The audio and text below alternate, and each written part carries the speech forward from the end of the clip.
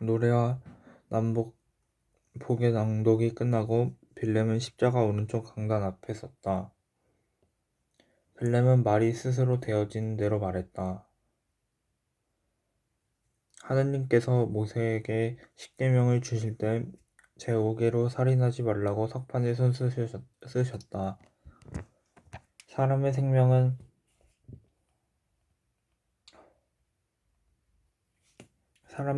하느님의 것이므로 살인은 용서받을 수 없고 사하여질 수 없는 죄이다. 내가 안중근에게 어렸을 적에 세를 주어서 하느님의 자식으로 거듭나게 하였으나 안중근이 총기로 사람을 죽였으니 어찌 하느님께 용서를 구할 수 있겠는가? 2년 전에 안중근이 우라지로 가겠다고 했을 때 우라지로 간다고 했을 때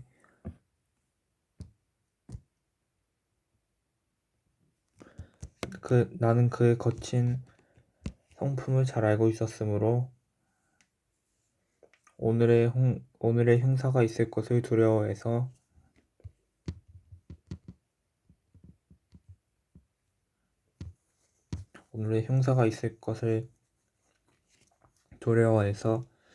참으로 애국을 하려면 선량한 신도가 되고 근면한 국민이 되라고 간곡히 타일렀으나 그는 오히려 국가 앞에서는 종교도 없다고 황탄한 말로 맞서며 나의 가르침을 능멸하였다. 그가 세례를 준 사제를 배반하고 하느님을 배반하고 교회를 배반하였으니 그의 죄는 차고 넘쳐서 사할 길이 없다. 그의 처자식이 또한 하얼빈에 가 있다 하니 그 신선스러움이 오죽할 것이며 그들 또한 내가 세례해준 자들이니 나의 마음이 어떠하겠느냐. 우리들은 이처럼 가혹한 시련에 들게 하시는 하느님의 뜻을 살피는 건데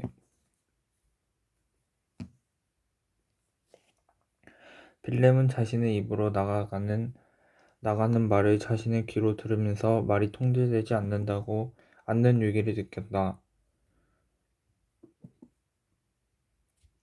긴 말을 해서는 안 되겠다고 스스로 조이면서 빌렘은 강론을 끝냈다.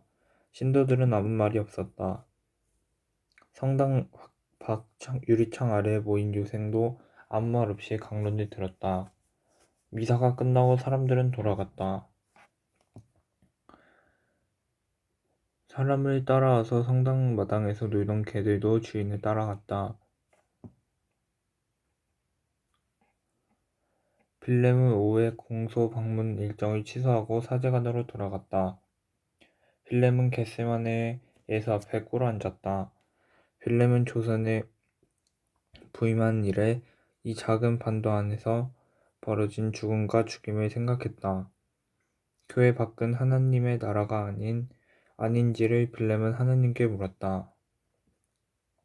하나님은 대답하지 않았다.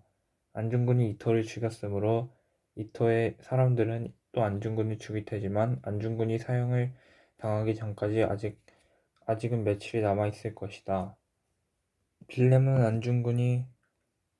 안중근의 생명이 살아있는 그 며칠을 생각했다.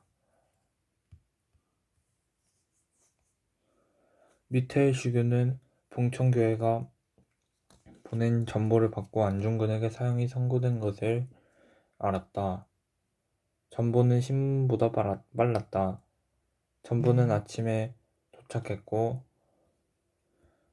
도착했다. 미텔은 전보를 읽고 나서 아침 미사를 드리고 주교관으로 돌아왔다.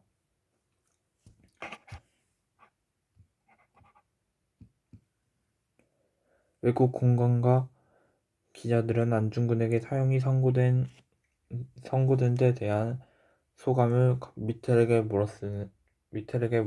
물어왔으나 미텔은 대답하지 않았다. 넉 달 전에 안중근이 이토를 죽였을 때 이미 안중근은 천주교인이 아니라고 말했기 때문에 더 이상 답할 필요가 없다고 미텔은 생각했다. 다시 말해도 똑같이 대답할 수밖에 없을 것이다. 안중근은 스스로 교회 밖으로 나간 자이다. 범죄에 대한 형량은 세속의 법정이 정하는 것이다.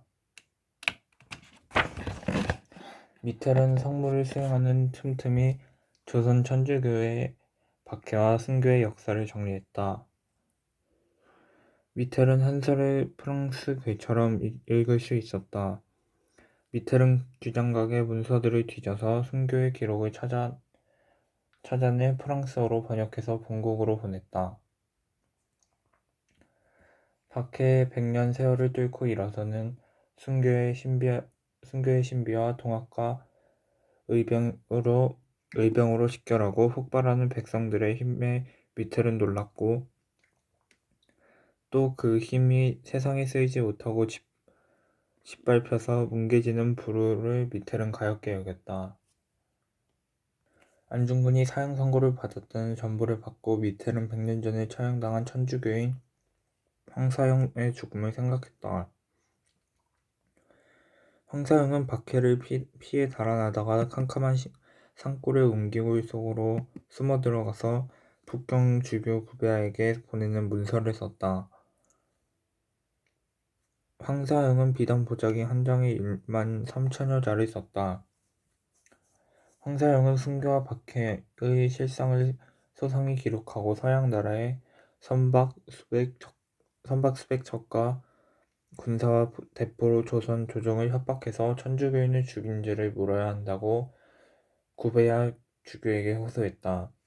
훗날 이 글은 백서라고 불렸다. 황사형은 토굴에서 체포되었다. 황사형은 몸이 6토막으로 잘려서 거리에 버려졌고 일족은 멸문되었다. 황사형은 27살에 죽었다. 미틀은 조선 조정의 문서 창고를 뒤져서 황사형의 보자기 글 원문을 찾아내 프랑스어로 번역해서 본국으로 보냈다. 황사형이 글을 번역하면서 미텔은 이 천둥벌거숭이의 목매함에 한숨 쉬었고 순수한 신앙의 열정에 목이 메었다. 안중근은 자신에게 영세를 베푼 사제를 향해서 국가 앞에서는 종교도 없다는 황잡한 말을 하고 교회 밖으로 나가서 이토를 죽였는데 황사형은 서양 군함을 몰고 와서 국가를 징벌해달라고 북경의 주교에게 빌고 있었다. 이 두 젊은이는 양극단에서 마주 서서 각자의 죽음을 향해서 가고 있었다. 황사형은 국가를 제거하려다 죽임을 당했고 안중근은 국가를 회복하려고 남을 죽이고 저도 죽게 되었는데 미텔은 이 젊은이들의 운명을 가로막고 있는 국가를 가엾게 여겼다. 황사형에서 안중근에 이르는 100년 동안 두 젊은이의 국가를 돌이킬 수 없이 무너져 갔다.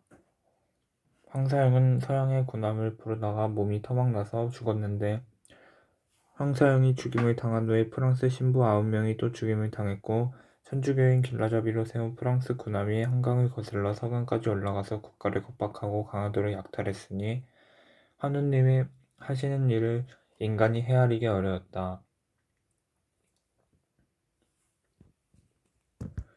미텔은 신앙과 문명을 군함에 실어서 세계에 전하는 조국 프랑스 왕과 프랑스 군대와 프랑스 교회를 위하여 감사의 기도를 드렸다. 안중근이 사형 선고를 받은 후에도 미텔의 날들은 경건했다. 사형 선고를 받자 안중근은 바빠졌다. 집행되기 전에 마무리 지어야 할 일들이 많았다. 안중근은 선고를 받기 전부터 자신의 일대기인 안흥칠의 역사를 쓰고 있었다. 블라디보스톡에서 오덕순을 만나는 대목까지 썼고 그날부터 이토를 죽이고 사형 선고를 받을 때까지 4개월이 미완으로 남아 있었다. 2월 14일에 사형 선고를 받고 2월 17일부터 동양평론화를 쓰기 시작했는데 탈고까지는 한 달 남짓 걸릴 듯 싶었다. 그동안 신문과 재판 과정에서 말로 대꾸했던 내용들을 틀을 갖추어서 글로 쓸 작정이었다. 동생들에게 일러서 매주 할 집안일도 많았다. 빌렘 신부를 만나서 죽기 전에 해야 할 말들과 들어야 할 말들, 용서받아야 할 일들과 용서될 수 없는 일들을 정리하고 싶었다. 죽기 전에 건너가야 할 길은 멀었다. 안중근은 서예를 공부 삼아 배운 적이 없었지만 옥리들이 지필목을 들이면서 글씨를 써달라고 졸랐다. 이토를 죽인 엄청난 범인의 자취를 지니고 싶어하는 호문심이 드러나기도 했지만 나쁘다고만은 할 수 없어서 안중근은 글씨를 써주었다. 명물이 찍어서 휙을 그을 때는 방아쇠를 당겨서 총알을 내보낼 때처럼 몸에 힘이 종이 위로 뻗쳐나갔다. 안중근은 글씨가 쓰기 쑥스러웠지만 불편하진 않았다.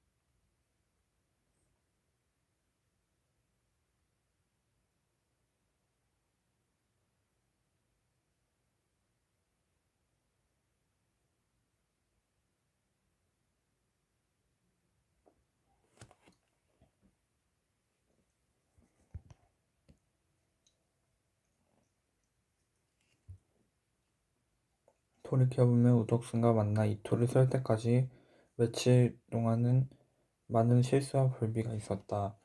그것들을 하나라도 뒤틀렸다면 사업은 이루어질 수 없었다. 어쩌자고 그렇게 허술했는지 생각하면 진땀나고 숨막혔다.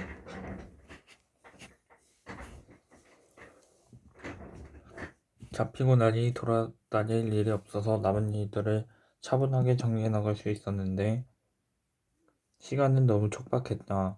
사형 집행일이 언제인지를 알고 싶어서 조바심 났지만 옥리들에게 언제 죽일 거냐고 물어보기도 어색하다. 재판 절차를 서두르던 것으로 보아 집행은 그다지 멀지 않을 것이었다.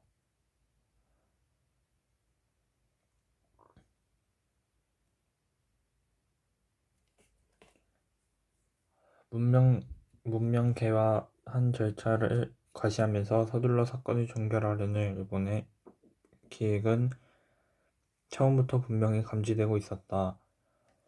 고등법원에 항소하면 여생의 시간은 다소 연장되겠지만 길지는 않을 것이다. 사형 선고를 받고 사흘 후에 안중근은 항소를 포기했다.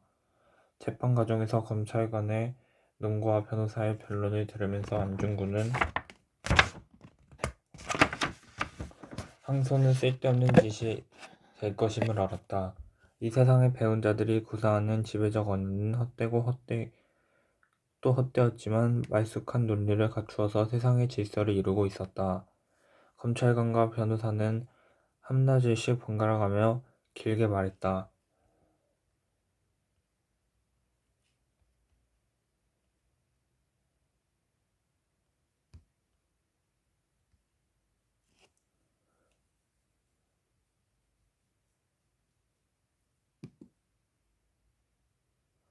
신문 기자들이 그 말들을 받아 적고 있었다. 안중근은 그날 아무 말도 하지 않았다. 옆자리의 우덕순도 고개를 숙이고 졸았다. 안중근은 고등법원장을 면담하는 자리에서 항소 포기 뜻을 밝혔다. 안중근은 죽기 전에 할 일이 많이 남아있으니 형의 집행을 3월 25일까지 연기해달라고 고등법원에 탄원했다. 달력을 보니 3월 27일이 부활절이었다. 3월 26일은 부활 성야를 맞는 신성한 날이므로 죽기에 합당치 않았다. 부활절에 죽을 수는 없었고 부활절이 시작되기 전에 미리 죽어야 부활절에 은총을 누릴 수 있을 것이라고 안중근은 생각했다. 그래서 3월 25일은 죽기에 합당한 날들 중에서 맨 마지막 날이었다. 고등법원장은 안중근의 탄원에 대답하지 않았다.